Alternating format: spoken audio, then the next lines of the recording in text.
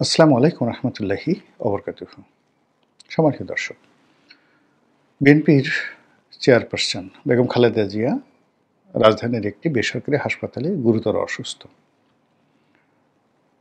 এবং তিনি এই মুহূর্তে শারীরিকভাবে জটিলতার মধ্যে রয়েছেন, যেটিকে ক্লিনিক্যালি মানে মহাজটিল বলা হচ্ছে। নরমালি মানুষের শরীর যখন রেসপন্ড করে বা মোটামুটি একটা সহনশীল অবস্থায় থাকে, তখন আমাদের দেশে যারা প্রভাবশালী ব্যক্তি, ধনী ব্যক্তি, তাদেরকে চিকিৎসার জন্য বিদেশে নিয়ে যাওয়া হয় এয়ার অ্যাম্বুলেন্সে করে। তো বেগম খালেদা জিয়াকে এখন এখান থেকে নেওয়া যাচ্ছে না। তাহলে বোঝার চেষ্টা করুন যে তিনি এয়ার অ্যাম্বুলেন্সে করে সিঙ্গাপুর বা ব্যাংকক, যদি ব্যাংককে নেওয়া হয় তাহলে কত 2 ঘন্টার ফ্লাইট। এই 2 ঘন্টা অ্যাম্বুলেন্সে ফুল ভেন্টিলেশনে তাকে নেওয়া যাচ্ছে না। ওই ঝাঁকুনিটুকু বা উড্ডয়ন বা নামানোর সময় যে ঝক্কি ঝামেলা হয়, তো এটা তার শরীর ধারণ করতে পারছে না। এজন্য তাকে বিদেশে নেওয়া যাবে কি যাবে না, তা বাংলাদেশের ডাক্তাররা সিদ্ধান্ত নিতে পারছেন না। এজন্য ইংল্যান্ড থেকে, ব্রিটেন থেকে বিশেষজ্ঞ ডাক্তার আনা হয়েছে। শুধু তাই নয়, চীন দেশ থেকেও একটি বিশেষজ্ঞ দল তার স্বাস্থ্য পরীক্ষার জন্য এসেছেন। তো এটা মানে তার গুরুত্ব আছে, তার প্রয়োজন আছে, রাষ্ট্র তাকে সম্মান দিচ্ছে, ইটস ওকে। কিন্তু সবার উপরে যে সত্য, সেই সত্যটি হলো তার শারীরিক অবস্থা এতটা খারাপ যে বিদেশ থেকে ডাক্তার আনা হচ্ছে, এনে তাকে স্ট্যাবল করা অথবা তাকে অন্তত বিদেশে নিয়ে যাওয়ার মতো পর্যায়ে আছে কিনা এই ব্যাপারে সিদ্ধান্ত নেওয়া। বেগম জিয়ার এই অসুস্থতার মাধ্যমে আমরা যেটা টের পাচ্ছি, আমাদের চিকিৎসা ব্যবস্থা এখন পর্যন্ত কাঙ্ক্ষিত পর্যায়ে পৌঁছেনি। একজন ক্রিটিক্যাল রোগী, যার প্রতি দেশের মানুষের অগাধ ভালোবাসা এবং যাকে বাঁচিয়ে রাখার জন্য বহু মানুষের প্রার্থনা, তাকে আমাদের এই দেশ বিশ্বাসযোগ্যভাবে একটি সেবা দেবে, চিকিৎসা সেবা দেবে, সেটা সিএমএস হোক, ঢাকা মেডিকেল হোক বা ঢাকার পিজি হাসপাতাল হোক, এটা এই পর্যায়ে পৌঁছেনি। এটা এই মাধ্যমে প্রমাণিত হলো। 2 নম্বরে যেটা হলো যে তিনি এখন কোন অবস্থাতে আছেন। আমরা সবাই জানি যে তিনি লাইফ সাপোর্টে আছেন। কৃত্রিমভাবে শ্বাস-প্রশ্বাস দিয়ে তাকে বাঁচিয়ে রাখা হয়েছে। তো যখন এরকম কোনো একটি মানুষকে, এটাকে বলা হয় ভেন্টিলেশন, মানে আপনার যে ফুসফুস, শ্বাস-প্রশ্বাস যে যন্ত্র, এই যন্ত্রটিতে যখন ইনফ্লেকশন হয়ে যায়, অনেক ক্ষেত্রে এটা ড্যামেজ হয়ে যায়, তখন কৃত্রিমভাবে শ্বাস-প্রশ্বাস দিয়ে আপনাকে বাঁচিয়ে রাখা হয়। আবার ফুসফুসের বাইরে কখনো কখনো দেখা গেল যে ফুসফুসকে কমান্ড করবে আপনার ব্রেনে হ্যামারেজ হয়েছে, কিন্তু ব্রেন আপনাকে, মানে এটা জিনিস হলে এমন 3টা জিনিস, যে আপনার ব্রেন, ফুসফুস এবং হার্ট, এই 3টা জিনিস এবং কিডনি, এই 4টা জিনিস একটি অপরটির সঙ্গে, আমি ডাক্তার নই কিন্তু আমি যতটুকু জানি, একটা অপরটির সঙ্গে ইন্টারকানেক্টেড। তো ধরুন আপনার ব্রেন ঠিকমতো কাজ করছে না, ফলে ও কমান্ড দিতে পারছে না এই 3টা অর্গ্যানকে। তো ফলে ব্রেনে একটা সমস্যা হলো, ওখানে আপনার ভেন্টিলেশন দরকার হতে পারে। আবার ধরুন আপনার রক্ত সঞ্চালন, হার্টবিট ভালো হচ্ছে না, হার্টবিট ভালো না হওয়ার কারণে আপনি ফুসফুস কাজ করতে পারছে না, ভেন্টিলেশন দরকার হতে পারে। আপনার কিডনি ফাংশন করছে না, তো কিডনি ফাংশন না করার কারণে কি হলো, আপনার ব্রেন যত বারবার কমান্ড করছে, কিডনি ফেল করছে, আর কিডনি যখন ফেল করছে ওইটার ইফেক্টটা গিয়ে হার্টে পড়ছে, হার্টে যখন ফেল করছে ওইটার ইফেক্ট গিয়ে ফুসফুসে পড়ছে। মানে এই 4টি যন্ত্র একটি অপরটির সঙ্গে সম্পৃক্ত। এখন বেগম জিয়ার এই 4টি যন্ত্র কেমন আছে? প্রথমত, তার লিভার সিরোসিস, মানে তার যে হৃৎপিণ্ড, এটা নষ্ট। এটা অনেকে ক্যান্সার বলেন এবং এটা এত জটিল যে উনি নিয়মিত চিকিৎসা করার কারণেই ভালো আছেন। অন্য সাধারণ রোগী হলে এতদিন বাঁচতেন না। তো সেই যে লিভার সিরোসিস, সেই লিভার সিরোসিসের মাত্রা খুব বেশি যাদের থাকে তাদের ফুসফুস সবসময় দুর্বল থাকে, তাদেরকে আলাদা রাখতে হয়। খাবার-দাবার থেকে শুরু করে প্রতিটি জিনিস তাকে বেঁচে চলতে হয়। এমনকি বাইরে ঠান্ডা গরম পরিবেশে যাওয়া, মানুষের সাথে মেশা এটা নিষিদ্ধ এই ধরনের যারা লিভার সিরোসিসে আক্রান্ত।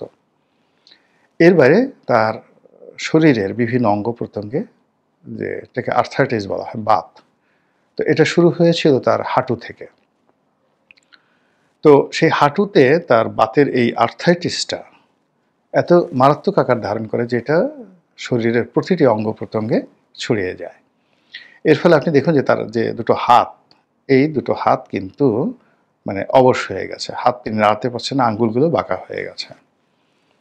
তো এতগুলো জটিল সমস্যা, সেই জটিল সমস্যার সঙ্গে তার শুধুমাত্র ফুসফুসকে কার্য রাখার জন্য, নিঃশ্বাস-প্রশ্বাস কার্য রাখার জন্য মূলত একেবারে নীরব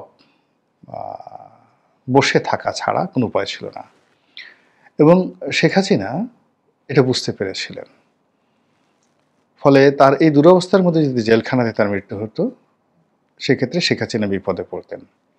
এই রাজনীতির ঝামেলা এড়ানোর জন্য তিনি তড়িঘড়ি করে একেবারে প্রথমত তার একটা ধারণা ছিল যে তিনি অসুস্থ না, ঢং ধরেছেন।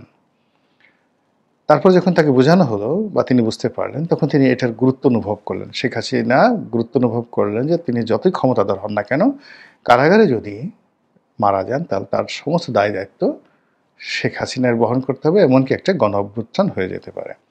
ফলে তড়িঘড়ি করে তাকে অ্যাডমিনিস্ট্রেটিভ পাওয়ার দ্বারা বাইরে রাখা হলো। তো বাইরে রাখা হলো এবং তাকে এমনভাবে রাখা হলো যে বিদেশে যেমন তিনি লন্ডনে গেছেন বা বিভিন্ন জায়গাতে গেছেন, এখানে আসলে এটার যে স্টেজ, এই স্টেজে কোনো রিকভার করা, চিকিৎসা করা, উন্নত চিকিৎসা এটা অসম্ভব ব্যাপার। অসম্ভব ব্যাপার এর কারণ হলো যে এই লিভার যেটা সিরোসিস, এটাকে কেটে নতুন একটা লিভার লাগানো বলতে গেলে অসম্ভব ব্যাপার ছিল। আর আর্থ্রাইটাইস মানে বাত এমন একটা রোগ, এটার সঙ্গে গাউট মানে যেটাকে বলা হয় যে গাউটস যে রোগটা আছে, এটাও হয়তো অটোমেটিকভাবে চলে আসে। রক্তে পিউরিনের পরিমাণ বেড়ে যায়। তো সেই গাউট ওনার আছে, আর্থ্রাইটিস আছে। ফলে কি হলো, রক্তে পিউরিন মানে প্রোটিনের পরিমাণ অটোমেটিকভাবে মারাত্মকভাবে বেশি।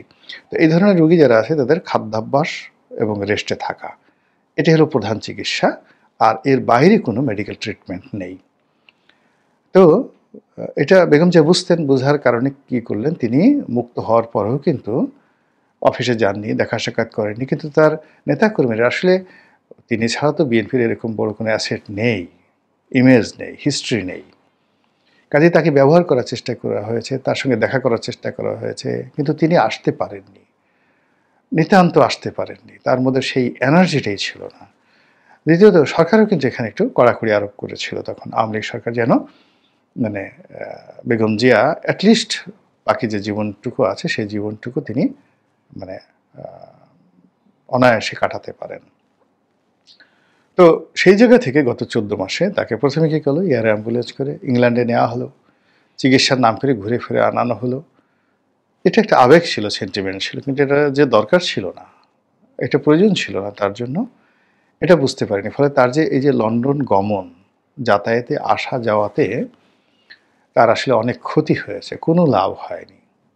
বিকজ এই যে তার যে মেডিকেল রিপোর্ট, ডকুমেন্ট যা কিছু আছে, তিনি এখন আসলে ট্রিটমেন্টের মানে উনি জেলখানাতে যাওয়ার পর থেকেই তার অসুস্থতাটা, লিভার সিরোসিসটা তো জেলে যাওয়ার আগের থেকেই ছিল।